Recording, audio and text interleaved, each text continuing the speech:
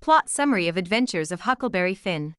Huckleberry Finn introduces himself as a character from the book prequel to his own, The Adventures of Tom Sawyer.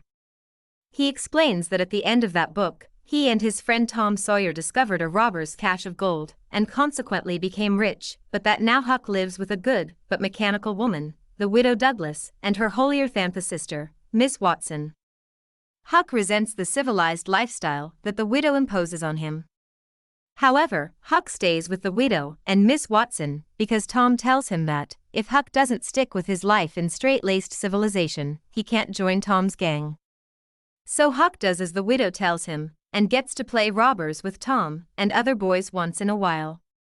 Even as Huck grows to enjoy his lifestyle with the widow, his debauched father Pap menacingly reappears one night in his room. Pap rebukes Huck for trying to better his life, and demands that Huck give him the fortune he made after discovering the robber's gold.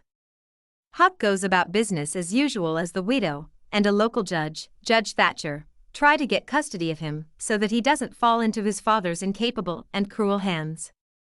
However, the two fail in their custody battle, and an infuriated Pap decides to kidnap his son and drag him across the Mississippi River to an isolated cabin. Huck is locked up like a prisoner in the cabin, and he is at the mercy of Pap's drunken, murderous rages, suffering many beatings from the old man. Huck resolves to escape from Pap once and for all. After some preparation, he fakes his own death. Afterwards, Huck canoes to a place called Jackson's Island, where he finds a man he knows from home, a slave named Jim who has run away from his owner, Miss Watson, because he had overheard that she planned to sell him. Having found a raft during a storm, Huck and Jim happily inhabit Jackson's Island, fishing, lazing, and even investigating a house floating down the river that contained a dead body. However, during trip into town while disguised as a girl to gather information, Huck learns that slave hunters are out to capture Jim for a reward. He and Jim quit the island on their raft, with the Free States as their destination. A few days in, a fog descends on the river such that Huck and Jim miss their route to the Free States. In the aftermath of this fog, Huck struggles with the command of his conscience to turn Jim in, and the cry of his heart to aid Jim in his bid for freedom. At last, Huck has his chance to turn Jim in, but he declines to do so. The night after, a steamboat plows into Huck and Jim's raft, separating the two. Huck washes up in front of the house of an aristocratic family, the Grangerfords, which takes Huck into its hospitality. But the Grangerfords are engaged in an absurdly pointless and devastating feud with a rival family, the Shepherdsons.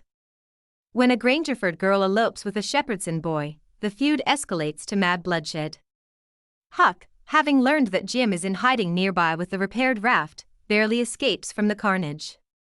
He and Jim board the raft and continue to drift downriver.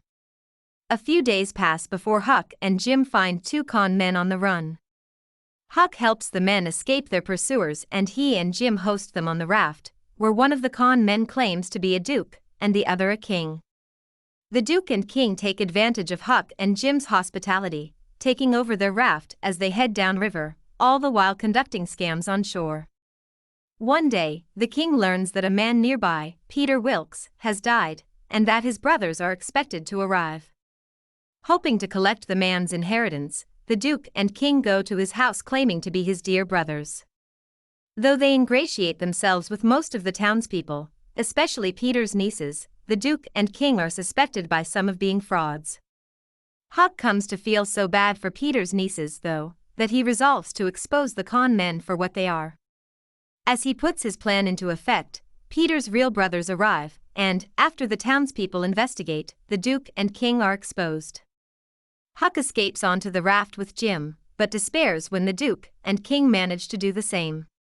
Desperate for money, the duke and king sell Jim to a local farmer, Silas Phelps, claiming that Jim is a runaway, and that there is a reward on his head. The duke betrays to Huck that Jim is being held at the Phelps farm. After some soul-searching, Huck decides that he would rather save Jim and go to hell than to let his friend be returned to bondage.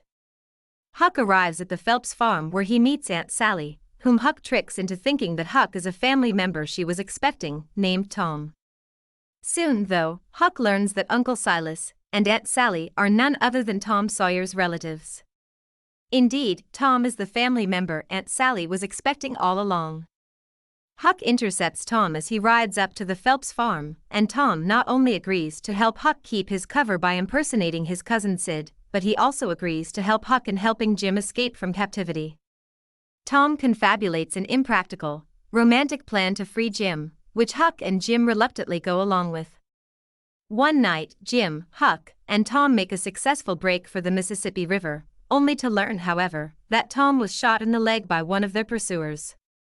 Jim sacrifices his freedom to wait with Tom while Huck fetches a doctor, who, after treating Tom with Jim's help, insists on bringing Jim back to the Phelps farm, bound. He also presents Tom to the Phelpses wounded but alive. After he recovers, Tom reveals to an anxious Aunt Sally and Huck that Miss Watson wrote in her will that Jim was to be freed after her death, and that she had died 2 months earlier. Tom wanted to liberate Jim for the sake of self-indulgent adventure. After things are straightened out, Jim reveals to Huck that Pap is dead. His was the corpse that Jim discovered in the floating house.